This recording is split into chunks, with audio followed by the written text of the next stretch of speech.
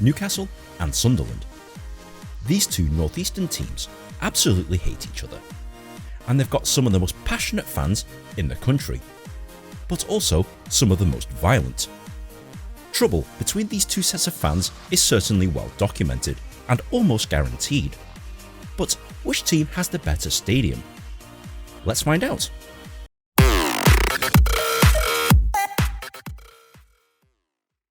These two teams have been at each other's throats for well over 100 years, and their records against each other are pretty much identical. Are their stadiums identical as well? I decided to find out.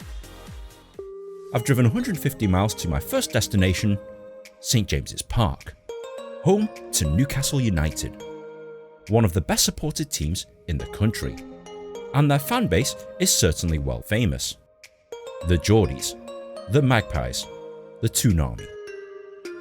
Their ground here at St James's Park, built in 1892, holds just over 52,000 people, and it's slap bang in the middle of the city centre, so it's incredibly easy to find. It also has its own metro stop, so getting here is fairly straightforward. When you walk around the ground, you'll notice some cool things, like the plaque of Joe Harvey, this row of listed buildings that's behind the football stadium, and you can also buy tickets to the next game if you want to. But to start the tour, you'll need to go into the main reception. So through the double doors you go and into the lift, where you'll need to get to level 2 of the building. The stadium tour's reception is literally right as you get out of the lift, and this place is pretty sizable. Whilst you're waiting for the tour to begin, check out some of the relics that they've got dotted around the walls and stuff. Wow, a trophy, really?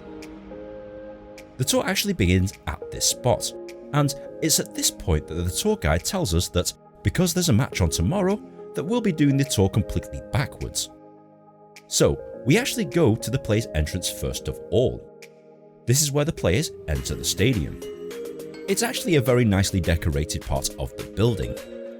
There's lots of interesting facts and relics that you can look at whilst you're here, and the tour guide gives you a nice educational talk about some of the things that's hanging around this particular player's entrance. You can also have pictures taken with the sponsor boards if you want to. The next port of call is the away team dressing room. To be honest, actually not bad. Okay, it's a little small. Yes, there's a perfectly good shirt. It's small, but it's nowhere near the worst away team dressing room that I've ever been in.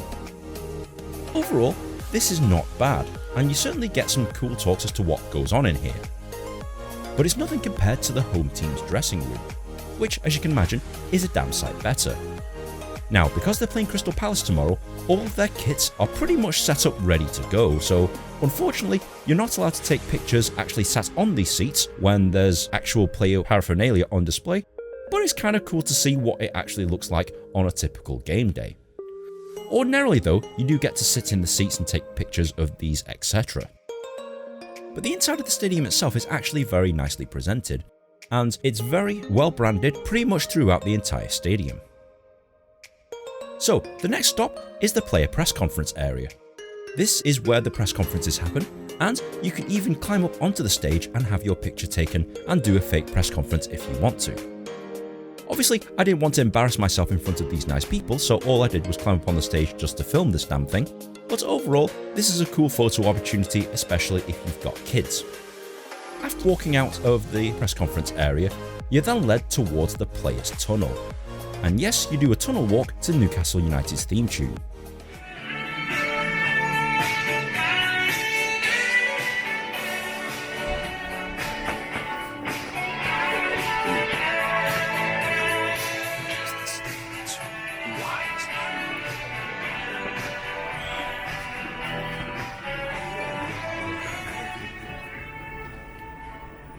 So that's nice. When you walk out onto the pitch, you can actually tell that this stadium does indeed hold 52,000 people. Especially from two sides of the stadium, it's fairly imposing.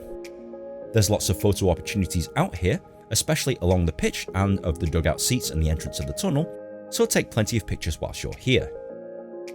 The tour guide tells you a lot of interesting information about Newcastle United and the actual pitch itself. Feel free to ask questions because obviously this is what these guys are here for.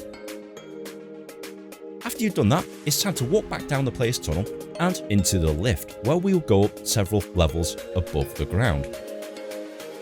Interestingly enough, they actually carve NUFC into the bushes here, which you'll never know unless you actually see it from up high. At this top level, you'll actually get to learn about the history of Newcastle United Football Club, how they were formed. Believe it or not, they were actually two teams that joined together and originally wore red and white. They now wear the black and white because of magpies, which is denoted in some of their former logos. At this point, I'd like to talk about our tour guide Ricky. He was an excellent tour guide who was very educational and has a wicked dry sense of humour, so I got shamed for being a Manchester United fan several times, and the discrimination doesn't stop there. The England manager the last time they got to the semi-finals of the World Cup in 1990. Just for the Scottish people here, the World Cup's a football tournament held in the summer every 4 years. Honestly, it's great. If you ever get there, you'll love it. So yeah, he was a funny guy. But Ricky, why do Newcastle and Sunderland hate each other so much? It's rivalry over 100 years. I think we were loyal to King George in this region, and they weren't.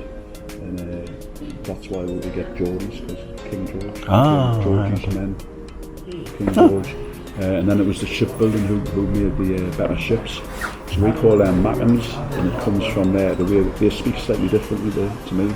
So they would say, it comes from them saying Mackin, make them. We would mack them and tack them. And then it's just all Thanks Ricky, that was very educational. I actually didn't know that. But anyway, walk through the double doors and you'll get towards the suites, such as the Sir Bobby Robson suite, and you'll learn a little bit more about the history of Newcastle United Football Club. Now, they're furiously setting up for tomorrow's game, so unfortunately we couldn't go into any of the suites, and as you can tell, there's lots of people still working around here, but they do lead us out into the pitch and into some of the nicer seats of the stadium. From here, once again, you've got some excellent sightlines and some good photo opportunities, and it's cool to kind of meander around the nice expensive seats. You know, stuff that I can't possibly afford. But anyway, take your time and take some pictures from here because it's probably the best view of the pitch you're going to get. You'll actually go up a level whereby you get to see what the view is like from the cheap seats, i.e. the seats that I usually buy.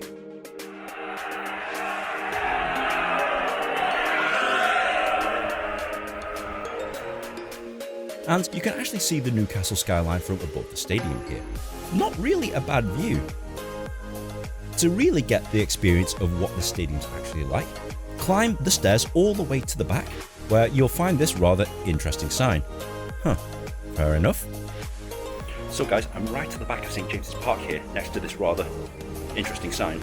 And the view from up here, well, it's actually not that bad. So it's time to climb back down the stairs. Then you get to go into the executive boxes area. This one belongs to a guy called Cubsy, which apparently is John Joe Shelby, the player. This suite is actually pretty damn swanky. It's one of the nicer suites that I've been in, and it would be a cool place to watch a football game from if you can afford this sort of thing. As you can imagine, these things aren't cheap, but I suppose if you've got the money, holy crap!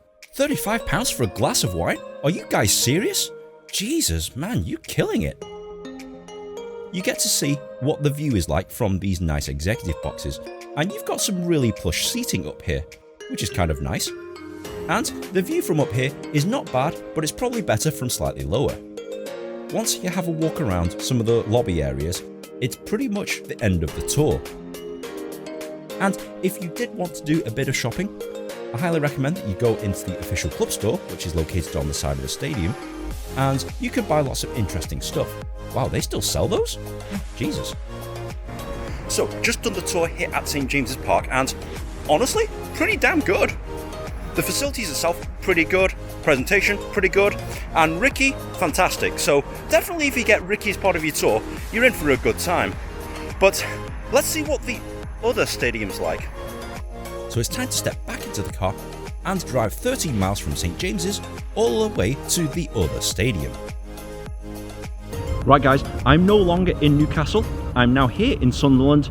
It's now time to go into the light. The Stadium of Light, home to Sunderland AFC, the Mackhams, the Black Cats, the Roker Men. Their ground, here at the Stadium of Light, holds exactly 49,000 fans. It's a relatively modern stadium built in 1997, and when you walk around the ground, you'll notice that this has remnants of the former coal mine that it's built on. Walking around the stadium is actually kind of interesting. Once you get bored of that, walk towards the Sunderland gates and you'll need to go into the main reception because this is where your tour begins. So whilst you're waiting for the tour to begin, have a look at some of the relics that are displayed on the shelves. Admittedly, not much in the way of trophies. This seems to be the only trophy that they've got on display, not entirely sure what that is. But once you get checked in by the tour guide, it's now time to officially start the tour. You go into the inner workings of the stadium, which is completely decked out in red, white and gold. At this point, the tour guide will give you a little bit of a history lesson as to Sunderland Football Club if you don't know what it is. All the way around these stairs, you'll see various historical artifacts that describe the culture and the history of the club. Seriously, it's red, white and gold literally everywhere. There's lots of interesting history, especially of their former ground, Roker Park, and the fact that it's built on a former coal mine. Right over there in the distance is the Montgomery Suites. This is one of the suites that you can hire if you want to or watch a football game from. It looks like a pretty decent place to eat, drink, etc. Huh, Dirty Dancing. Well, at least you'll be entertained here if the football team doesn't. This is the Magic Moments Bar. This is a private bar, but also houses the Sunderland Hall of Fame. I must admit, I didn't really know who these people were, but I certainly recognise this man. This guy's Niall Quinn. More on him later. Here is a picture of arguably the best goal in Sunderland's history. The beach ball goal. If you don't know what I mean, look it up. Anyway, walk along the corridors and you'll see a whole corridor lined with Niall Quinn's playing shirts that lead to a bar that's named after him. And I tell you what, this bar is actually pretty swanky. It's nicer than some of the bars that I hang around in. Dotted around are some of the relics that they've rescued from their old ground, Roker Park. I reckon this will be a good place to chill out, eat and drink, etc. before or after game. Wait a minute. Am I seeing right? Sunderland has its own brand of champagne? Huh, wow. Anyway, you get to walk up the stairs and into some of the executive boxes. Now, admittedly, the lobby for the executive boxes kind of looks like a little bit of a hotel. But when you actually go into one of them, it's very, very swanky. This is a great place to entertain and be entertained, or whilst you're watching a football game. When you walk out into the nice expensive seats, you actually get to see the pitch for the first time. This is a very, very nice stadium. The sightlines are pretty damn good here. As you can imagine, it's not exactly a cheap shindig to come and watch the game from the executive boxes, but definitely I would do if I had the money. There's plenty of photo and video opportunities here, so I highly recommend that you take that. And this interesting camera here, this can keep an eye out for trouble all the way across the stadium. So there's a man in that control box over there, and if you're causing trouble, they can actually see you, pick out your seat number, and literally send the cops to come and kick you out of the stadium. So they're pretty security conscious here at Sunderland. But taking the views from here, guys, because it's a pretty damn decent view and these seats are pretty damn comfortable. So you briefly get to see the boardroom, but admittedly there's not that much there. From the director's level, you get the nicest seats in the stadium. It's a little bit higher up, but the view is still pretty fantastic. And once again, take lots of photos and videos here. Really, really decent place to view a football game. If you want to, you can climb up to the top and see the view from the nosebleeds, but I didn't bother. You then get to go into the James Herriot suite, which is kind of like a little bit of a boardroom / function room, and it even comes with its own garden patio, which is kind of awesome. It's in the shadow of the stadium, but also you get this lovely view of, well, okay, it's not exactly a lovely view, but the fact that you actually get your own garden patio is pretty damn good. it's now time to go down several levels and into the players' area. It's at this point that you get to see the area just before the tunnel. But before you go down the tunnel, the first stop is the visiting team's dressing room. And as you can imagine, it's... wait a minute, what's that kid doing? Is that kid planking? No, he's just getting a massage on one of the massage tables. Nah, that's fair enough. But the away team's dressing room, as you can imagine, is nothing to shout home about. The facilities are fairly basic, but at least it was still not the worst away team's dressing room. You'll then go past the doping control room, which you don't actually get to go in, and you actually go into the referee's room. This is actually quite nice. It actually has its own toilet and shower facilities, but it's nothing compared to the home team's dressing room. You'll get to go through the rehab and warm-up area before going into the actual dressing room itself. As you can imagine, it's a damn sight nicer than the away team's dressing room. There's plenty of photo and video opportunities here, so I highly recommend that you take advantage of that. Whilst we're here, I'd like to talk about our tour guide John. He was fantastic. He actually takes care of the mascots and children on match days, and you could tell that he's really good with the kids. I actually learnt a lot from John, and if you do get John as your tour guide, you're in for an excellent time. He really was an excellent tour guide. And I decided to ask John, when did it get so bad between you guys and Newcastle? In the 1950s, football was all there was here for entertainment, apart from taking a jam jar of the pictures. And you used to see the fans go to the Sunderland game one week and the Newcastle game the next. And then in the 60s, mid-60s, football hooliganism sort of got a hold, and ever since then there's real hostility between the two teams. So back to the dressing rooms, and remember to take lots of photos and videos, especially with the shirts on display. You'll get to see the cryo facilities and the basic shower facilities, but this dressing room also has one cool feature. Ooh, glowy. You'll even get to go into the manager's office, which I must admit is actually nicer than my living room. Seriously, this is a cool place to chill out. Can I not live here? But anyway, once you're done looking at the manager's room, it's now time to go down the tunnel. Before you do, take pictures of yourself and the sponsor wall. And yes, they also play their theme song when you go down the tunnel.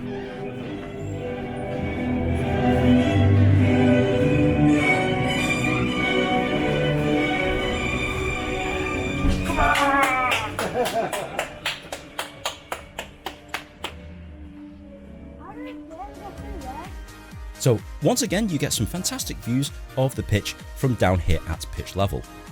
You're not allowed to go on the grass, obviously, but you can take some excellent pictures from down here. They even uncover the seats so that you can take pictures with some actual Sunderland seating, which I totally did. But overall, this is a good place to ask tour guide questions and take lots of pictures, etc. You're led back upstairs and a nice last view of the pitch before they lead you into the player press conference area. This is where all the press conferences happen, and admittedly, I didn't actually do any press conferences, but I decided to sit there anyway. Testing. Hello? No? You're not live? The last port of call is the Players' Lounge. This is where the players congregate after a match, and once again, actually pretty nice. This is the end of the tour, and you get given a certificate to show that you've actually done the tour and not died, and you also get some free swag before they show you back to reception and out of the door you go. But before you go home, check out the SAFC store. This is where you can buy Sunderland merchandise, and there's quite a lot of it to buy. Lots of replica shirts and other little things and souvenirs, but definitely check out the replica shirts because they're, I don't know, I think they're quite nice. So Nin, if I've only got time to do one stadium tour, do I go to St James's Park or the Stadium of Light? Honestly, flip a coin. It's 50-50. Literally, just like their records, the stadium tours were pretty much not identical, but kind of both on an even par. Newcastle's obviously has the more finished product, but here at Sunderland, you actually get to see a lot more. If you're in Newcastle, I highly recommend that you go and see St James's Park, definitely, and if you're here in Sunderland, come to the Stadium of Light. But if you've only got time to do one of them, Sunderland edges it, only just. And I think the reason why is because you got to see a lot more stuff, and you get to take a lot more time in places so that you can take your photos, videos, etc. That's no slant on Newcastle, of course, because you get plenty of photo and video opportunities there. But Sunderland edges it just. So Nin, whereabouts in the hierarchy of your stadium tours do these two rank? Well, pretty much there.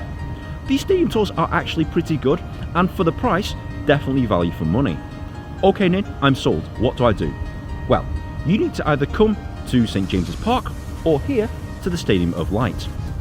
Both stadiums are conveniently located right in the city centre, so they are incredibly easy to find. The cost of these tours? St James's Park was £15, and here at Sunderland it was just a tenner.